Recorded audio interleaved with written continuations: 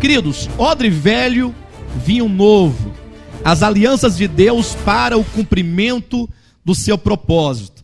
Eu estava refletindo essa tarde sobre esse tema, sobre essa conferência, um tanto apreensivo, é certo, e pensando, ora, por que nós gastaríamos 3 dias intensos, mensagens à noite, mensagens de manhã, no sábado à noite, domingo pela manhã, gastando aí, quem sabe, em torno de 7 a 8 horas de ministrações da palavra, para falar de um tema tão denso, um tema tão complexo, e um tema em que não encontra lugar nos corações das pessoas, dos homens destes últimos dias. Haja vista que o que prevalece hoje em dia, que a maioria, a massa dos cristãos procuram, é o pragmatismo religioso. Ou seja, são palavras funcionais, são ministrações de palavras que falam aquilo que as pessoas querem escutar. Então poucas pessoas se importam ou se interessam de estudar, de investigar, de serem ministrados por palavras tão profundas, tão teológicas, tão cristocêntricas, tão comprometidas com a verdade eterna. Porque é certo que os homens precisam de muitas coisas, porque aqueles que buscam o pragmatismo, as coisas imediatas, as bênçãos temporais, tangíveis, materiais e fugazes, porque elas tendem a desaparecer.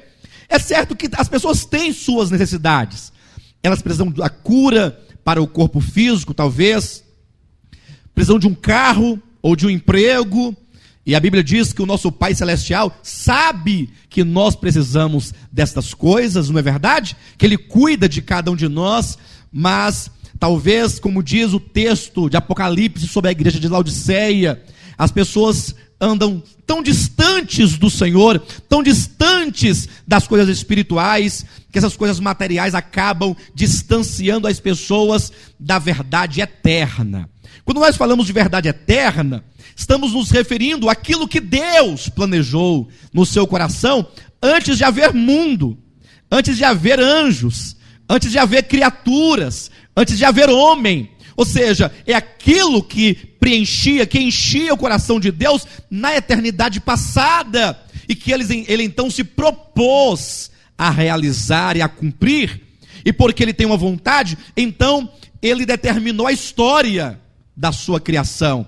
Ele então criou os mundos, criou os homens, e então ele nos permitiu que nós viéssemos a existir, mas toda essa história temporal é como uma ponte, é como um caminho que Deus se utiliza para alcançar na eternidade futura a sua vontade eterna do coração. Então, esses momentos que nós passaremos aqui, hoje, amanhã de manhã, amanhã à noite e ainda domingo de manhã, são momentos raros. E vocês também, que vieram, são pessoas raras. Isso porque os nossos corações, todos os que estão aqui, certamente buscam por algo que seja maior do que as coisas perecíveis, por algo que seja sustentável. Sustentável porque a Bíblia diz que tudo que é humano, tudo que há debaixo do sol, por mais firme que pareça estar, logo se perceberá que desaparecerão, que foge. Hoje a pessoa está aqui, viva, com saúde, amanhã pode não estar aqui. Nem mesmo sabemos se essa conferência vai até o fim com as minhas ministrações. Talvez possa ir até o fim com ministrações de outros irmãos, mas nós não sabemos. Então, o nosso coração, se ele for sensato, ele vai atentar então para as coisas eternas. E eu pensava então essa tarde, por que nós gastaríamos esse precioso tempo falando de coisas eternas? Por que nós gastaríamos esse tempo? Seria desperdiçar o tempo? Seria ganhar o tempo? E gostaria de trazer então 2 razões muito importantes por o porquê dessa conferência. Por que você precisa vir participar hoje, amanhã e ainda amanhã à noite, domingo pela manhã? Porque esse tema, odre velho, vinho novo, as alianças de Deus para o cumprimento do seu propósito, refere-se a um dos temas principais da Escritura Sagrada, que é a distinção entre Antigo Testamento e e Novo Testamento. Vocês saberão tudo sobre Antigo e Novo Testamento ao cabo desta conferência. E a importância, então, de se entender esse tema, de discernir o que é o Antigo, o Novo Testamento, o que é a Antiga Aliança e a Nova Aliança, implica em duas coisas muito importantes. A primeira é que você precisa conhecer a Deus, de acordo com a sua palavra. Conhecer a vontade de Deus conforme Deus nos legou na Escritura, para que você possa tomar posse da herança eterna, porque há uma herança para cada um de nós. Deus, quando Ele fez essa aliança, a nova aliança do Calvário, conosco, Ele se propôs a nos abençoar com infinitas bênçãos espirituais nas regiões celestiais. E você então, conhecendo esta vontade de Deus, o Novo Testamento, você então vai ter a possibilidade de escolha entre seguir ao Senhor e não segui-lo de acordo com a sua vontade.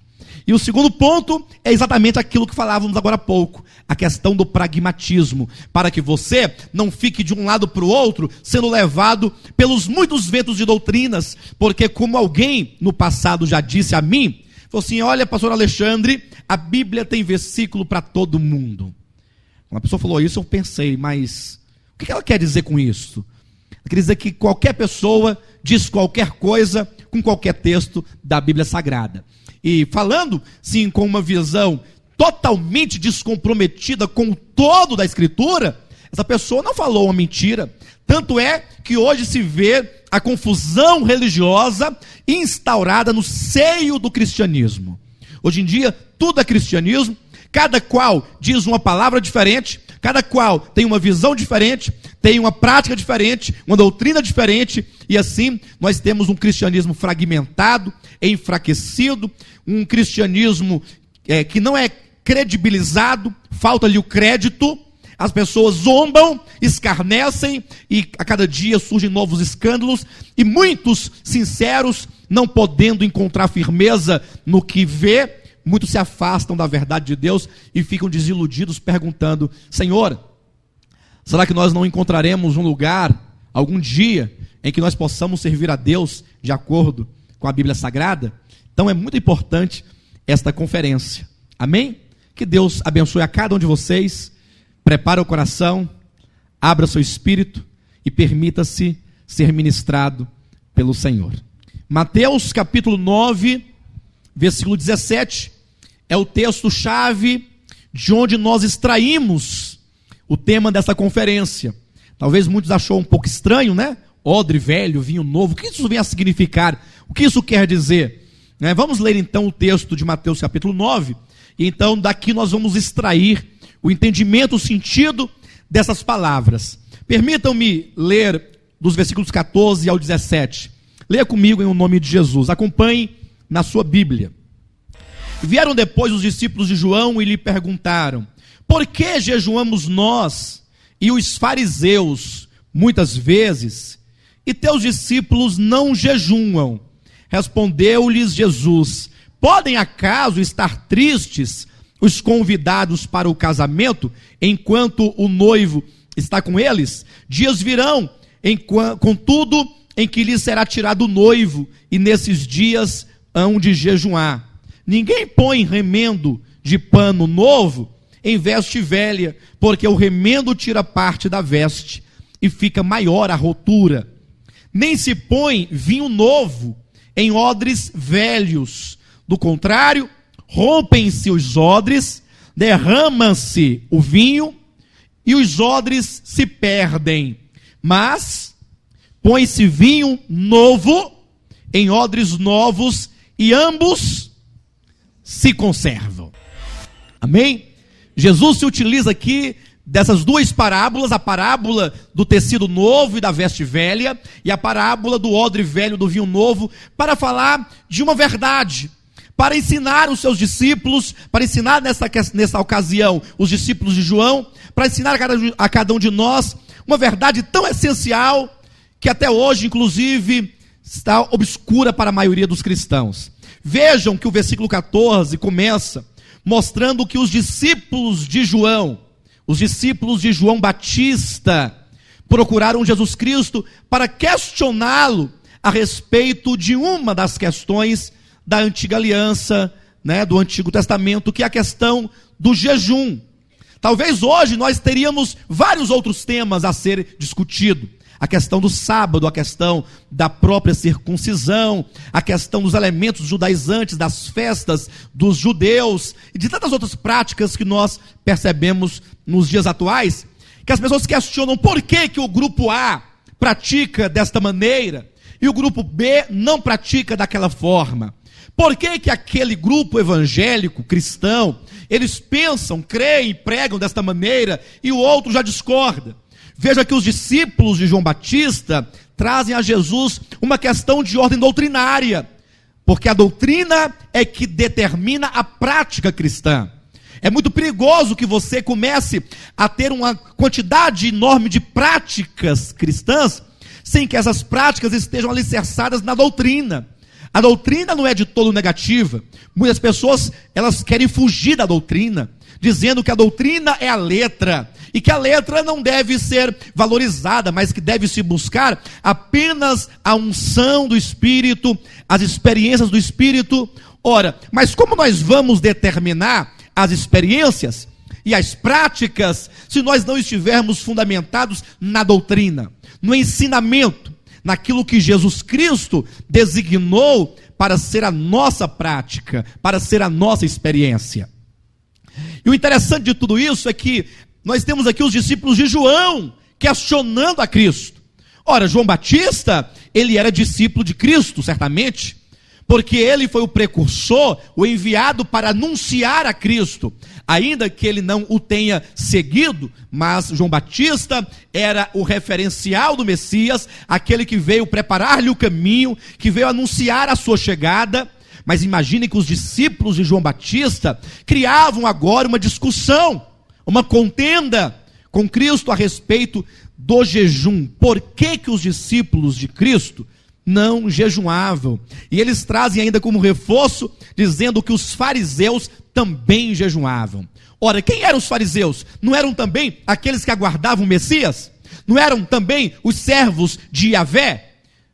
Não eram discípulos de Moisés, que tinham a lei e os profetas? Verifica-se, queridos, que o problema doutrinário, a discussão teológica, está não entre grupos de conceitos ideológicos diferentes, mas me parece que os discípulos de João, tanto quanto os fariseus, quanto os discípulos de Cristo, deveriam ter um pensamento só.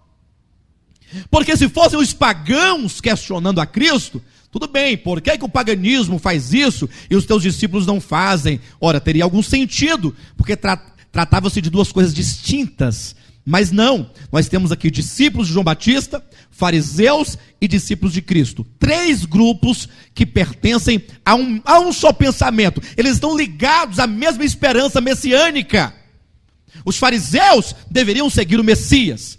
Os discípulos de João deveriam seguir o Messias.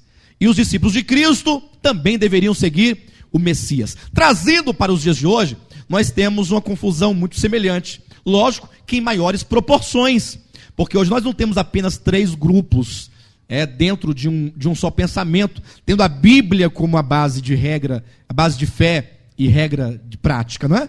Mas não, nós temos milhares e milhares de grupos denominacionais, todos cristãos, todos protestantes, todos evangélicos, a maioria chamados pentecostais ou neopentecostais. Todavia não há consenso. Então nós tomamos esse texto da Escritura para buscar como que Jesus procura orientar os seus servos nos nossos dias. Jesus vai trazer aqui, na verdade, uma união de pensamento, desde que os discípulos de João, os fariseus e os seus discípulos, quisessem de fato segui-lo.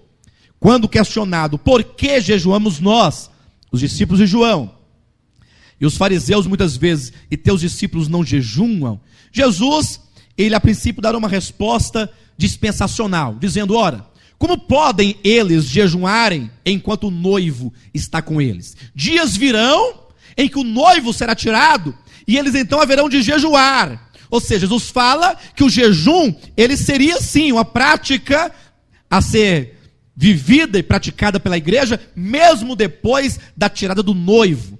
Todavia, ele faz uma correção no pensamento, exatamente porque, como era aqui uma época de transição, em que as pessoas estavam saindo da era do Antigo Testamento para encontrarem-se com Cristo no reino dos céus, as pessoas traziam uma bagagem muito grande da lei, dos profetas, do judaísmo. Jesus fala assim: olha, ninguém põe remendo de pano novo em veste velha. Ora, por que Jesus, ele diz essas palavras? Não se pode pegar o remendo de um tecido novo para colocar em uma veste velha. E também não se pode colocar o vinho novo em um odre velho. Ele diz que, havendo esta união do velho com o novo, havendo essa mistura do velho e do novo, sem discernimento, sem compreensão, haveria uma rotura, haveria uma ruptura e haveria um prejuízo enorme. Ele diz: se você colocar um tecido novo numa veste velha, vai romper a veste, e aquele furo que era pequeno vai se tornar ainda maior. E se você colocar o vinho novo dentro de um odre velho, esse vinho ele vai fermentar, e então ele vai romper esse odre, o odre vai se perder e o vinho também vai se perder. Veja como Jesus está dizendo, está trazendo aqui um conceito de coisas velhas e coisas novas. Queridos, esse é o princípio da compreensão da vida cristã. Nenhuma pessoa nos dias de hoje poderia começar a sua vida cristã sem que primeiro compreendesse que a Bíblia Sagrada, um conjunto de 66 livros, possui uma compreensão nitidamente estabelecida por Cristo de que há coisas velhas, aqui ele chama de roupa velha e de odre velho, e há coisas novas, que ele chama de vinho novo e tecido novo. Odre é um recipiente onde os antigos guardavam o vinho. Hoje em dia talvez a pessoa guarde numa garrafa, ou guarde num barril, mas naquele tempo antigo, eles faziam uma bolsa com a pele de animal, e então ali se guardava o vinho. Então quando o vinho fermentava, se aquele odre fosse velho, então a fermentação do vinho era tão grande, a força do vinho, da sua fermentação, que o odre ele rasgava e o vinho ia embora. Aí perdia-se o odre e perdia-se o vinho. E na questão da veste velha e do tecido novo, acho que vocês entendem bem. Está dentro do nosso contexto, de uma roupa, uma roupa que tem talvez um rasgo, e você quer remendar. Jesus está trazendo e estabelecendo conceitos de coisas velhas e de coisas novas. E alguém poderia perguntar: mas, ô bispo, o que seria esta veste velha? E o que seria este odre velho?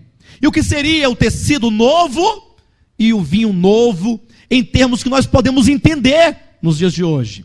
Observa que Jesus traz essas parábolas exatamente quando questionado sobre uma prática do Antigo Testamento, sobre a questão do jejum. Por que os discípulos de João jejuam, os fariseus também, e os teus discípulos não jejuam? Você já foi questionado por que alguns cristãos nos dias de hoje guardam o sábado e a maioria dos cristãos não guarda o sábado? Você já se questionou isso ou já foi questionado? Por que tem algumas igrejas que estabelecem ali o regime da lei do Antigo Testamento sobre dízimos? Tem uma prática legalista de ameaças, de maldições, de imprecações da lei, e outros grupos não possuem aquele modelo. Por que alguns pregadores pregam tanto o Novo Testamento, principalmente ali nas epístolas, e até o Apocalipse, e há outros que se prendem em ministrações ali tanto no Antigo Testamento, aqueles prodígios, aquelas leis, aquelas ameaças? Por que há essa confusão generalizada nos dias de hoje?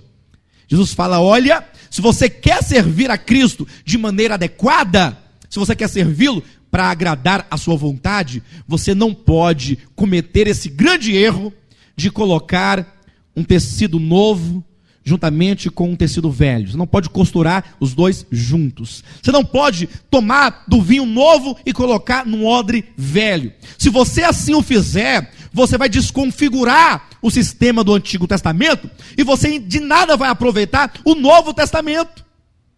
Jesus traz o conceito de velho e de novo para falar de duas alianças. Na verdade, quando diz de um odre velho, é porque o odre, como um recipiente, diz respeito ao sistema levítico, ao sistema da lei que Deus entregou a Moisés no Monte Sinai, que falava a respeito de Cristo em sombras e figuras.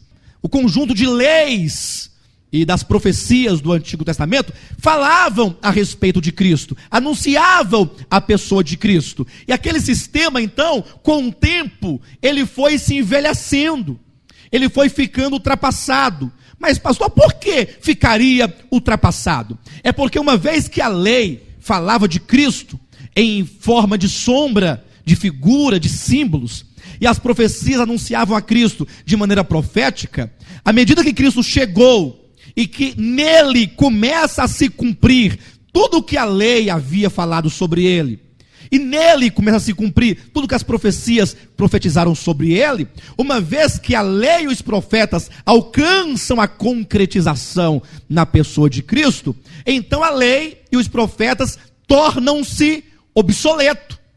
Talvez alguém diga, mas pastor, mas eu não posso concordar simplesmente em utilizar uma palavra tão forte a respeito da lei e dos profetas, dizendo que tornaram-se obsoletos.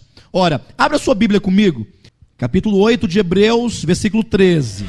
Quando ele diz nova, torna-se antiquada a primeira. Veja que o versículo 8 deste capítulo diz, e de fato repreendendo-os diz, eis aí vem dias, diz o Senhor, e firmarei nova aliança com a casa de Israel e com a casa de Judá, não segundo a aliança que fiz com seus pais no dia em que os tomei pela mão. Veja que a Bíblia fala sobre duas alianças, uma primeira e a outra segunda. A segunda é a nova, a primeira a velha. E o versículo 13 diz que quando se fala de nova aliança, torna-se o quê? Antiquada a primeira. Então a primeira, ela chegou a uma condição de envelhecimento quando Cristo veio. Porque vindo Cristo, que é o vinho novo e é a veste nova, porque a sua pessoa e a sua obra e a sua mensagem e a sua doutrina, tudo aquilo que diz respeito a Cristo, a sua pessoa, a sua obra, tudo aquilo que ele fez, que ele realizou, que ele ensinou, que ele legou à igreja, torna-se então a nova veste. O Novo Testamento é uma nova roupagem, agora em realidade, de tudo aquilo que Deus de fato deseja. O Antigo Testamento, Deus anunciava as coisas vindouras, ele falava a respeito de algo por vir, algo grande, algo maravilhoso, algo que de fato cumpriria com a vontade dele. Mas antes dessas coisas grandes virem, então ele anunciou ou pré-anunciou através do sistema levítico, da lei do Antigo Testamento e também dos profetas. Então esta roupagem do Antigo Testamento tornou-se antiquada, ou envelhecida, ou obsoleta. Por isso que Jesus fala, não se pode trazer uma prática do Novo Testamento e querer agregá-la ao Antigo, e nem tomar do Antigo e agregar ao Novo. Não se pode ler a Bíblia sem discernimento. Devemos ler o Antigo Testamento? Sim. Devemos ler os profetas? Sim. Mas apenas para termos a compreensão de como eles alcançam o cumprimento, a realidade e a plenitude no Novo Testamento. Jesus diz, não pode misturar coisas velhas com coisas novas, para que não se perca o propósito do que aquilo significava e do que isto então significa.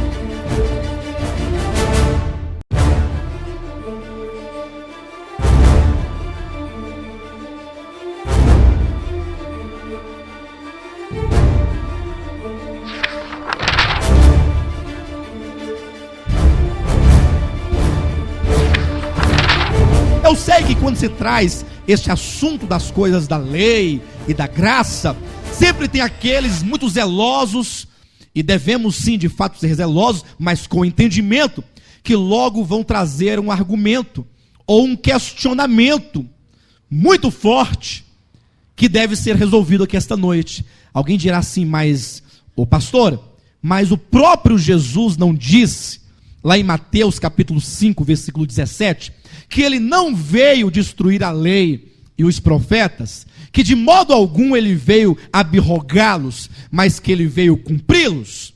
Ora, se o próprio Jesus disse que ele não veio destruir a lei e os profetas, por que então você simplesmente se acha no direito de falar que o sistema levítico com seus profetas tornaram-se envelhecidos e desapareceram quando Jesus Cristo veio? Com que autoridade você fala assim, se a Bíblia diz de maneira diferente?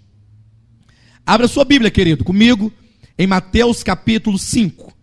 Eu quero olhar dando atenção especial a esta porção da palavra, para que esse texto não sirva mais, nunca mais, a partir de hoje, de empecilho para que você seja privado de compreender a palavra de Deus como ela é. Ele diz assim a partir do versículo 17: não penseis que vim revogar a lei ou os profetas. Não vim para revogar, vim para cumprir. Porque em verdade vos digo que até que o céu e a terra passem, nem um i ou um tio jamais passará da lei, até que tudo se cumpra.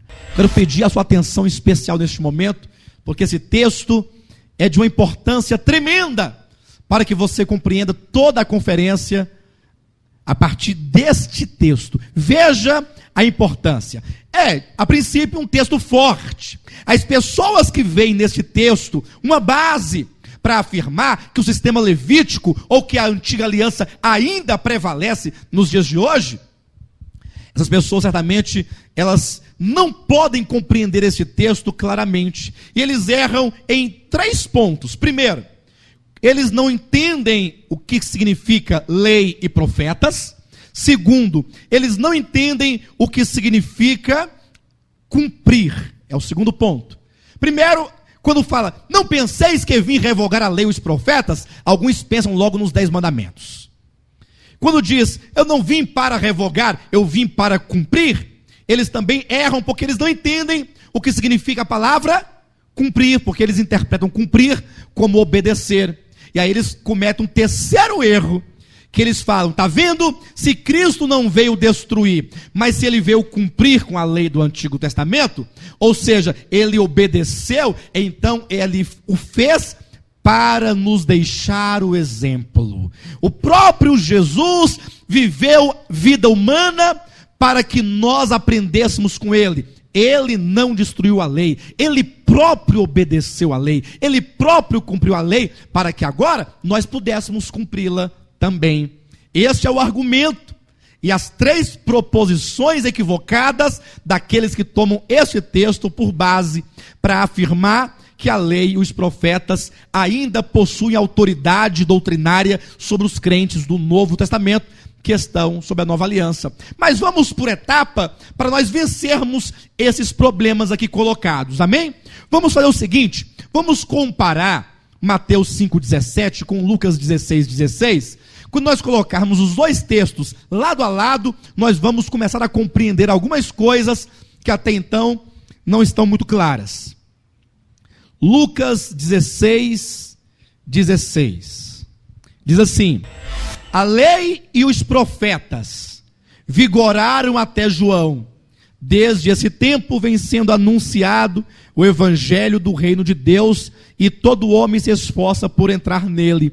E é mais fácil passar o céu e a terra do que cair um tio sequer da lei.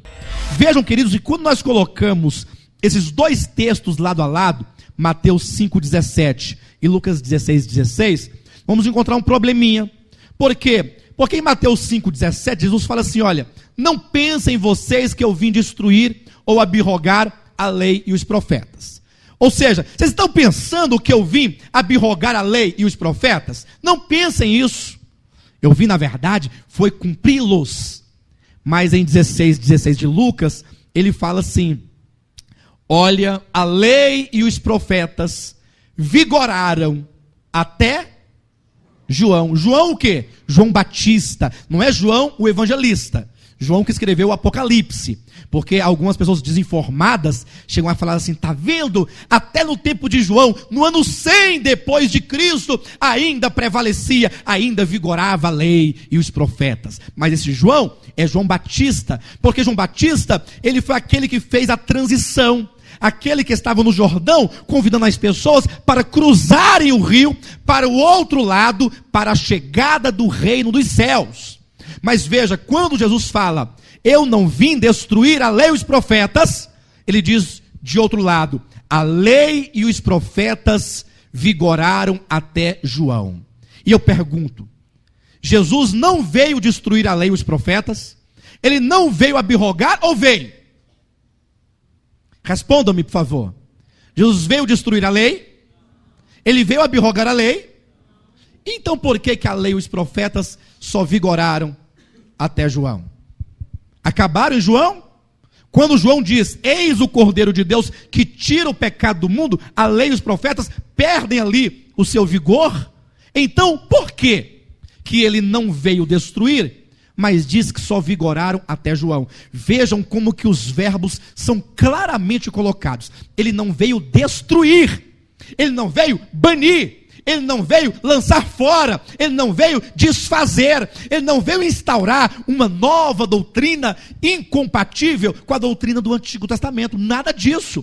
Ele não veio abrogar, mas veja como que o texto de Lucas diz que a lei e os profetas vigoraram até João Batista, ou seja, eles exerceram todo o seu papel profético e toda a sua autoridade com respeito a anunciar o Messias. Este vigor da lei e dos profetas vão até João, porque em João a lei e os profetas alcançam a sua plenitude, ou seja, tudo aquilo que eles profetizaram até que a realidade do que eles falaram chegassem. Neste caso, não olhe para o termo a lei e os profetas pensando nos 10 mandamentos, nem em qualquer outra lei específica, porque quando Jesus fala a lei e os profetas, ali ele está falando sobre a antiga aliança.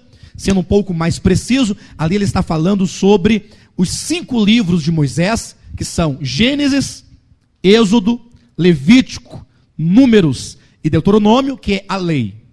E os profetas, os demais livros proféticos e mesmo históricos que eram incluídos no meio dos proféticos do Antigo Testamento. Abra sua Bíblia um pouquinho em Lucas capítulo 24.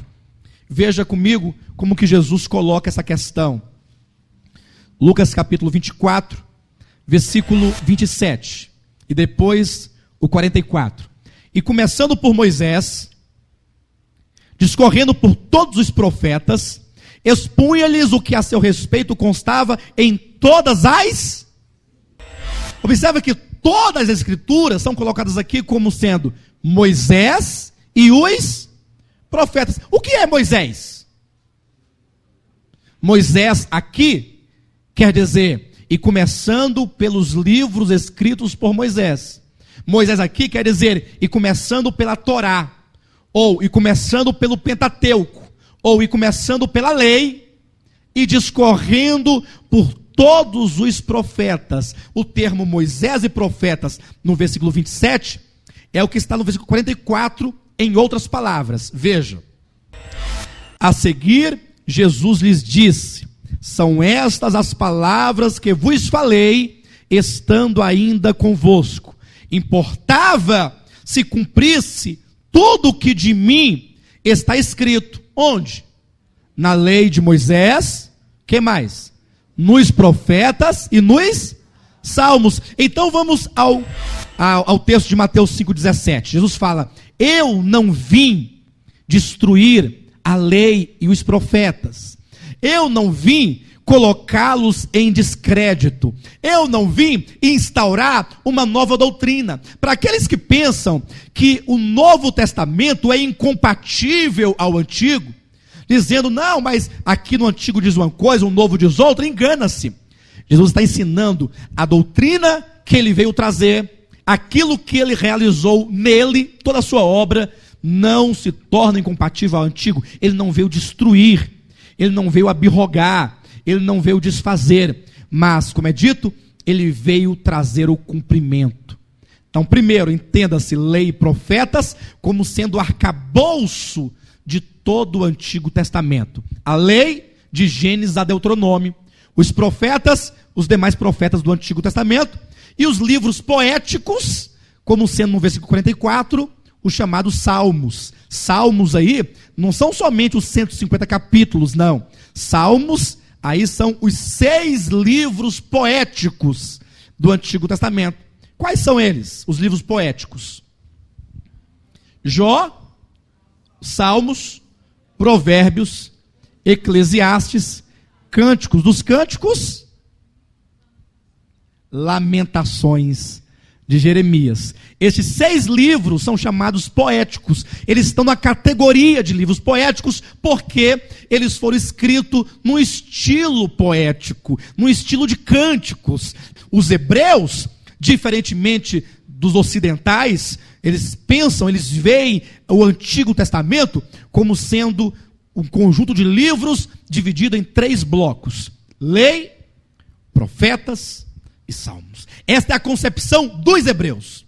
Então, não podemos simplesmente discutir isso entre nós. Basta você olhar com o olhar do povo que recebeu esses livros das mãos de Moisés e das mãos dos profetas e perguntar para eles próprios como é que eles contemplam o Antigo Testamento. E Jesus, como sendo um hebreu, como sendo alguém que nasceu de pessoas da linhagem de Davi, ele pôde falar no versículo 44 do capítulo 24 de Lucas, dizendo: olha, importava que se cumprisse tudo o que de mim está escrito na lei, nos profetas e nos salmos. Quando ele diz: não penseis que vim revogar a lei ou os profetas, ele está dizendo: eu não vim revogar o Antigo Testamento. Ah, Jesus, se tu não viesse então destruir, por que então agora as coisas se envelhecem e perdem o seu vigor, conforme está em Lucas 16, que a lei e os profetas só vigoram até Cristo? Não haveria uma contradição? Só vigora até Cristo e ele também não veio destruir. Quer dizer, ele não destruiu, mas a lei e os profetas desapareceram ou só tiveram vigor até João Batista? Aí ele diz: eu não vim destruir, eu vim cumprir. E cumprir aqui não significa obedecer. Ainda que de fato tivesse obediência da parte de Cristo, porque até ele dá o seu brado na cruz do Calvário dizendo: está consumado, até aquele momento a lei sempre esteve ali, pontuando cada momento. Desde o nascimento de Cristo, ele foi circuncidado, ofereceram ali um par de rolinhas, não foi? E depois, quando ele curou o leproso, ele falou assim: olha, vai ao sacerdote, apresenta-te e ofereça os sacrifícios conforme prescrito na lei. Jesus nunca falou assim: não faça isso ou aquilo da lei. Mas ele diz: olha, a lei e os profetas devem ser cumpridos por mim. Cumpridos, ou cumprir, é um verbo que na língua grega se ler plero. Plero quer dizer plenitude, quer dizer completação, no sentido de que a lei profetizava a respeito daquele que viria, profetizava a respeito de figuras, de símbolos, de sombras, e os profetas profetizavam a respeito do Cristo vindouro. A lei e os profetas constituem testemunhas de Cristo, anunciando antes de ele chegar, falando assim: olha, o Cristo haverá de vir. A lei falava do Cristo vindouro, os profetas falavam do Cristo vindouro. Quando, todavia, veio Cristo, ele disse: olha, eu não vou colocar tudo isso que foi dito de lado, mas tudo que a lei falou a meu respeito, tudo que os profetas falaram a meu respeito, eu vou cumprir cabalmente. Cumprir no sentido de trazer o sentido absoluto e concreto daquilo. Cumprir no sentido de trazer a plenitude. Então a lei e os profetas não foram destruídos por Cristo, mas alcançaram nele a sua plenitude. A lei e os profetas foram glorificados na pessoa do Messias. E aí, quando nós lemos o livro de Mateus, principalmente, e os demais evangelhos, nós vamos encontrar assim, olha, e ele foi chamado de Nazareno para se cumprir o que havia sido dito. E ele então foi para o Egito para se cumprir o que havia sido dito. E quando ele estava na cruz, ele pediu água e deram-lhe a beber vinagre para se cumprir o que estava escrito.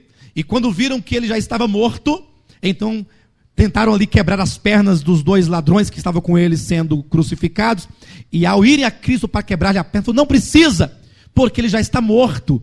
E isto aconteceu para se cumprir o que estava escrito, nenhum de seus ossos seria quebrados. Observa que cada passo de Jesus, cada profecia concretizada, cada sombra cumprida em Cristo, cada vez que ele se apresentava e se manifestava como cumprimento, a lei e os profetas iam sendo glorificados, encontravam nele a plenitude. Então, Jesus não é incompatível ao Antigo Testamento, a mensagem de Cristo não é incompatível, pelo contrário, na verdade, encontram nele a sua consumação. Então, não olhem para a lei e para os profetas como algo desprezível. Pelo contrário, algo grande. Mas que só tem substância se compreendidos em Cristo. Cristo é a hermenêutica de todo o Antigo Testamento. Ele é a chave hermenêutica. Se você tirar Cristo do Antigo Testamento, só fica palha. No sentido de que as leis todas que ali eram apresentadas. Não pensem que Deus deu aquele arcabouço de leis, de práticas, de ritos para Israel, porque Deus gosta de rito, porque Deus gosta de religiosidade, de coisas, de sacrifício, de animal imolado, de sangue sendo derramado, de um tanto de pessoas que não trabalham no dia de sábado, não fazem nada, e com esse espírito legalista, muitos têm trazido o dia do sábado como que um odre velho, querendo colocar Cristo dentro dele, querendo unir Cristo e o sábado do sétimo dia, como sendo compatíveis, e não são. Não se pode colocar o odre, o vinho novo, num odre velho. Vai haver um rompimento, porque ou você vai devotar-se ao sábado, ou você vai devotar-se a Cristo. Mas o sábado não é incompatível a Cristo, porque o sábado, a cada semana que os judeus guardavam o sábado, eles deveriam se lembrar, esse dia é um memorial que Deus nos deu, em que nós descansamos. Mas ao cabo daquele sábado, eles percebiam que eles não haviam recebido o descanso que eles precisavam. Talvez descansavam as pernas da rotina de trabalho da semana, mas e a alma? E o coração? E o Espírito? Então aquele sábado semanal que marcou a história dos hebreus não era suficientemente capaz de trazer-lhes o verdadeiro descanso de que tanto o homem precisa. Mas eles tinham que guardar aquele sábado na esperança de que um dia, quando a lei e os profetas alcançassem a plenitude com a vida do Messias, o Messias haveria de lhes trazer o verdadeiro descanso. Mateus capítulo 11, versículo 28, 29 e 30. Veja como está aí. Veja os versículos que introduzem a discussão a respeito do sábado. Como está aí? Vinde a mim. É assim que está aí?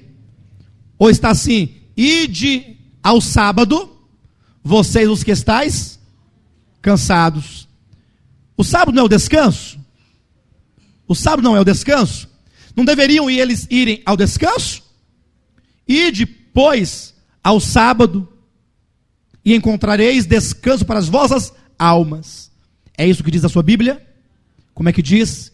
Vinde a mim, vós os que estáis cansados e sobrecarregados, e eu vos o alívio de que o homem tanto precisa não está no sábado, está em Cristo. O sábado fora estabelecido outrora para servir de testemunho e de prenúncio do verdadeiro descanso por vir. Por isso no versículo 30 ele diz: e achareis descanso para as vossas almas. Então todos aqueles que vão a Cristo podem experimentar o sábado em realidade. Eu dei apenas este exemplo do sábado, mas isso serve, esse princípio, para toda a lei. Tudo aquilo que a lei anunciava tem o seu cumprimento em Cristo. Cristo é o Cordeiro Pascal, Cristo é o Cordeiro sacrificial, é o Cordeiro, é o sacrifício das ofertas pacíficas, Cristo é o descanso, Cristo é o novo começo, Cristo é a nossa alegria.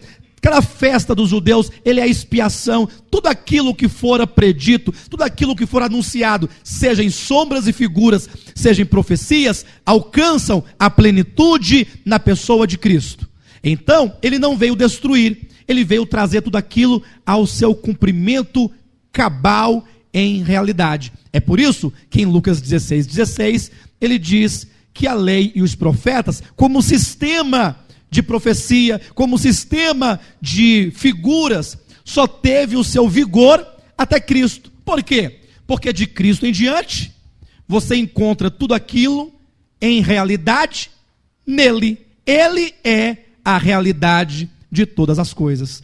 Tanto é que quando o apóstolo Paulo queria falar ali aos Colossenses que Cristo era o tudo que outrora havia sido anunciado, veja como é que ele colocou aqui em Colossenses, no capítulo 2, versículo 8, ele diz: cuidado, que ninguém vos venha a enredar com sua filosofia e vãs sutilezas, conforme a tradição dos homens, conforme os rudimentos do mundo, e não segundo, porquanto, aí no versículo 9, 10, 11, 12, 13, 14 e 15, ele começa a mostrar porque Cristo é tudo, porque Cristo é a plenitude de Deus, porque nele habita corporalmente toda a plenitude da divindade. Não existe nada no Novo Testamento que não esteja em Cristo. Cristo é tudo. Não somente ele é tudo, mas ele é suficiente, porque a partir do momento que alguém pega uma veste velha e um remendo novo, ou pega algo do Antigo Testamento, querendo conciliar concomitantemente com a realidade do novo, ele está dizendo que Cristo não é tudo. Aqui o apóstolo Paulo, que escreve aos Colossenses, fala: não, cuidado, porquanto nele, em Cristo, habita corporalmente toda a plenitude da divindade. O que você mais precisa está nele, está tudo em Cristo. E aí ele mostra como que, versículo 10, nele, você também, meu irmão, está o quê? Aperfeiçoado. Pastor, eu sou aperfeiçoado? Não sabia que eu era perfeito. Não, aperfeiçoado, aqui você está completo. Você está em Cristo, você de nada mais precisa. É só descansar nele.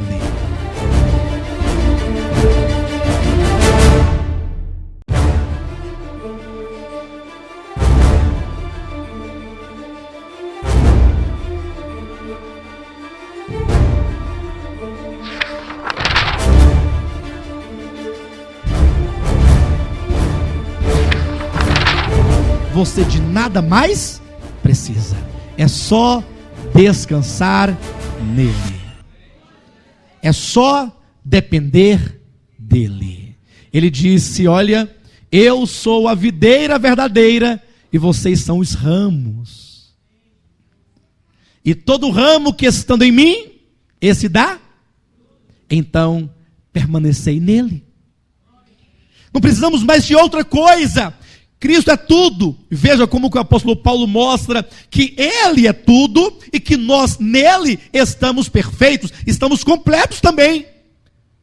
E então, quando chega no versículo 16, ele fala: ninguém, pois, ou seja, uma vez que você está nele, em Cristo, e ele é tudo, e você está completo, então ninguém tem o direito, versículo 16, de julgar a vocês. Ninguém, pois, vos julgue por causa de Aqui ele poderia colocar tantas coisas, querido.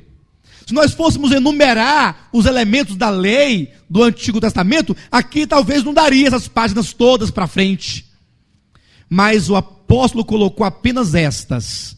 Ele diz: comida e bebida, ou dia de festa, ou lua nova, ou sábados. Por quê que ele colocou apenas estes 4 elementos aqui?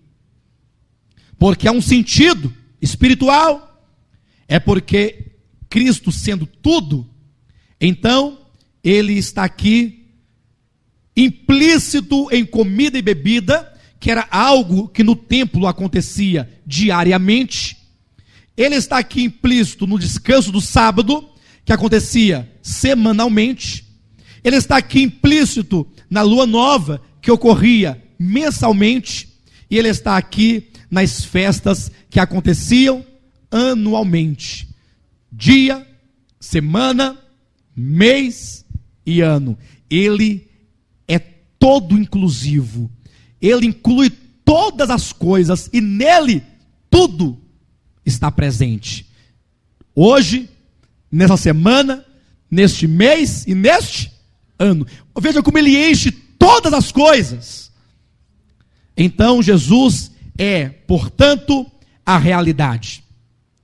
É a concretização, é a plenitude em realidade de tudo que a lei e os profetas anunciaram, de tudo que a lei e os profetas profetizaram. Nele, tudo se cumpre cabalmente. Tanto é que em Hebreus capítulo 1, o apóstolo começa dizendo: havendo Deus outrora falado de muitas maneiras e muitas vezes aos pais pelos profetas. Veja como é que ele está colocando o falar de Deus. Havendo Deus outrora falado muitas vezes, de várias maneiras, aos pais pelos profetas, nestes últimos dias, ele nos falou pelo Filho. Aí veja como que o Filho é colocado como o falar de Deus, que agora traduz todo o significado do que outrora fora dito. Jesus, quando ele veio, João diz que e o verbo se fez carne. O que é verbo? A palavra que explica, que comunica, que define. Ele é a revelação corpórea de Deus. Então, tudo aquilo que Deus pediu e exigiu em forma de lei no Antigo Testamento, não é que Deus tinha, na verdade, muita vontade, desejo, tinha prazer nos ritos, nos rituais. Hoje em dia as pessoas, para impressionar as outras, colocam um manto vermelho, né? 20, 30 metros, aquele véu grande, e fala para as pessoas virem tocar naquele manto, e o povo vai. E o povo vai com a mão estendida, tremendo, para tocar no manto sagrado. Porque o povo gosta de rituais, de coisas tangíveis. O homem é místico, é feiticeiro de nascimento, gosta de arruda, gosta de coisas que possa, de repente, fazê-lo acreditar que agora vai dar certo, porque agora eu coloquei uma arruda. Você viu como ela murchou? E não bastava o gai de arruda, fizeram um sabonete. O ser humano gosta disso, mas Deus não. Se Deus não gosta, por que então ele estabeleceu o sistema levítico com um tanto de práticas e de coisas? Apenas para ensinar, no tempo da menoridade, aqueles que não tinham ainda condições de compreender a realidade daquilo que estava por vir. Como falar para uma criança de algo que ela não é capaz ainda de compreender porque não atingiu a maturidade? Como é que Deus então ensinaria o seu povo a respeito da obra de redenção e da substituição? Lá no Éden, quando o homem pecou, ele sabia que o salário do pecado é a morte. Deus diz: certamente morrereis. Então o homem está com medo lá no Éden, e de repente Deus entra no jardim e diz: Adão, onde estás? E o homem está com medo, pensando que agora Deus vai chegar com um facão ou com uma foice e vai degolá-lo, porque ele disse, certamente morrerás. Mas Deus começa a falar, calma. Aí Deus faz todo o procedimento de consequências da queda, mas logo Deus manda que Adão trouxesse um cordeiro. Adão não está entendendo nada. Aquele cordeirinho vem, Deus coloca umas pedras, deita o animalzinho na pedra, e Adão está observando para saber o que aquilo significa, o que aquilo representa. Deus então pega uma outra pedra, amola, faz uma faca, e ali o animal é sangrado, o sangue vai se esvaindo, o animal tremendo, e ali Adão presencia com Eva a morte, ali, mesmo que ali fosse uma morte ainda figurativa, porque a morte de que o pecador deve sofrer é a morte eterna, por fim. Mas o homem fala assim, mas Deus, o que é isso? Mas o que está acontecendo? Não fui eu quem pequei? Por que este animal que é inocente está morrendo no meu lugar? Não deveria eu estar nesse lugar, aqui sendo imolado, perecendo? Aí Deus fala, não, é porque eu haverei de enviar um dia, vai nascer da mulher um descendente, e ele então vai morrer no seu lugar. Olha, assim como este animalzinho, aqui agora está morrendo simbolicamente no seu lugar, sendo você o transgressor e ele inocente, um dia haverá de vir o meu filho e ele vai sofrer a morte no seu lugar. Mas mesmo assim, eu não continuo nu, porque a nudez é símbolo da minha transgressão. Deus tirou a pele do animal e fez vestes. Agora você está coberto. E Adão, tem mais, quando eu olho para você, eu não vejo você, eu vejo o cordeiro que foi imolado. Olha como a verdade da redenção, a verdade da justificação, a verdade da substituição, tão pregadas no livro de Romanos, não é? Que poucos cristãos ainda entendem nos dias de hoje. Olha como foram ditas numa forma rudimentar do passado. Então todas aquelas práticas, não é que Deus tinha prazer naquilo, mas é porque estava apenas ensinando o caminho para eles. Tanto é que quando os judeus passaram a fazer todas aquelas obrigações da lei, simplesmente pelo fazer, simplesmente pelo rito, simplesmente pela lei, pela ordenança, porque tem que fazer, e os seus corações já não estavam mais ali, não havia mais a fé, não havia mais o olhar para o futuro em busca do Messias vindouro, fazia por mera religiosidade. Quantas vezes no livro de Isaías capítulo 1, no livro de Oséias, no livro de Jeremias, quantas vezes Deus não repreendeu o povo de Israel, dizendo, eu não tenho prazer nos vossos sábados, eu não tenho prazer nos vossos sacrifícios, eu não tenho prazer nas vossas festas. Mas como não? Se tu mesmo nos ordenastes a realizar, é porque Deus não tem prazer nas coisas que o homem realiza. Aquilo tinha que estar ligado pela fé. Aqueles procedimentos rudimentares devia apenas servir de pedagogo, de aio, para ensinar o homem e guardá-lo até o tempo da maioridade, em que o verdadeiro cordeiro, a verdadeira justiça, o verdadeiro sacrifício, o verdadeiro templo, o verdadeiro sábado, o verdadeiro tudo chegasse. Quando Jesus Cristo veio aqui, a Bíblia diz de uma mulher, está no capítulo 4 do Evangelho de João, que a mulher samaritana era uma mulher que tinha uma busca. Não quero entrar no campo sentimental daquela mulher, porque sempre quando prega sobre a mulher samaritana, você faz todo um contexto antes, né? Uma mulher sofrida, uma mulher amarga, uma mulher... Mas claramente o texto nos revela que ela tinha uma busca espiritual por Deus, quando ela perguntou assim a Jesus, olha, eu vejo que tu és profeta, então me responda, onde nós devemos adorar? Ela tinha uma busca, não tinha? Tinha ou não tinha? Onde nós devemos adorar? Devemos adorar a Deus em Jerusalém, no templo em Jerusalém, com os sacerdotes de Jerusalém, com tudo aquilo que, ou devemos adorar a Deus aqui em Samaria, porque os samaritanos dizem que é em Samaria, os judeus dizem que é em Jerusalém. Afinal, eu estou aqui em meio a um fogo cruzado, onde? Olha como o olhar dela ainda não trabalhado, estava voltado para os ritos, para as práticas, para as coisas efêmeras, materiais, mesmo que espirituais, porque falavam de Cristo, mas eram tangíveis, pragmáticas ali. Jesus falou assim: olha, vem a hora, e já chegou. Quando ele diz vem a hora, ele aponta para um tempo profético, como quem diz: olha, todos desde Adão deveriam estar com seus olhos voltados para um tempo vindouro que haveria de vir. Entenderam o tempo vindouro que haveria de vir?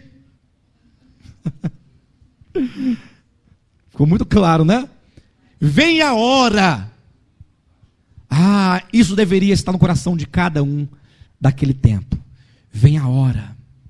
Papai, por que a gente oferece esse animalzinho aqui? Porque vem a hora. Haverá de vir um tempo. Assim deveria ser falado. Papai, por que nós guardamos o sábado? Porque haverá de vir um tempo.